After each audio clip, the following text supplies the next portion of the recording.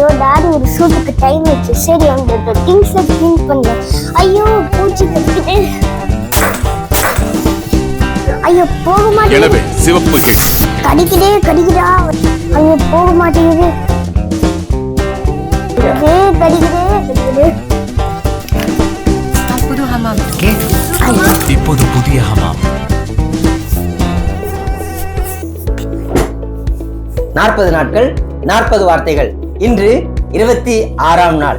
இன்றைக்கு நாம் கற்றுக்கொள்ள போகிறதான வார்த்தை பொட்டரிப்பு. ஷான், என்ன பண்றீங்க? டாடி நீங்க எப்ப வந்தீங்க?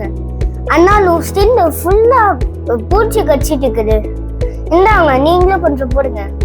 பொட்டரிப்பு என்று சொன்னால் அந்து பூச்சி மாத் என்று சொல்லி வேதாகமத்தில 2 இடங்களிலே சொல்லப்பட்டிருக்கிறதான ஒரு வார்த்தை உண்டு. அநேகரால விரும்பப்படாத ஒரு பூச்சி, துணிகளையும் ஓட்டையிடக்கூடியதான ஒரு பூச்சி. நம்முடைய வேதாகமத்தில 39ஆம் சங்கீதத்திலே 11ஆவது வசனத்தில் வாசிக்கும் பொழுது, அக்கிரமத்தின் நிமித்தம் நீர் மனுஷனை கடிந்து கொண்டு தண்டிக்கிற போது அவன் வடிவை பொட்டரிப்பை போல் அழிய பண்ணுகிறீர், நிச்சயமாக எந்த மனுஷனும் மாயையே என்று வாசிக்கின்றோம். அதே போல ஓசியா 5ஆம் அதிகாரம் 12ஆவது வசனத்திலேயும் இந்த வார்த்தையை நாம் வாசிக்க முடியும்.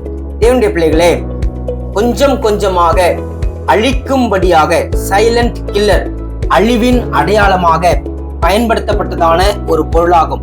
தேவனுடைய பிள்ளைகளே, நம்முடைய வாழ்க்கையிலே அழிவின் பாதையிலே செல்லாமல் நித்திய ஜீவனின் பாதையிலே நடக்க பரிசுத்த ஆவியானவர் நமக்கு உதவி செய்வாராக.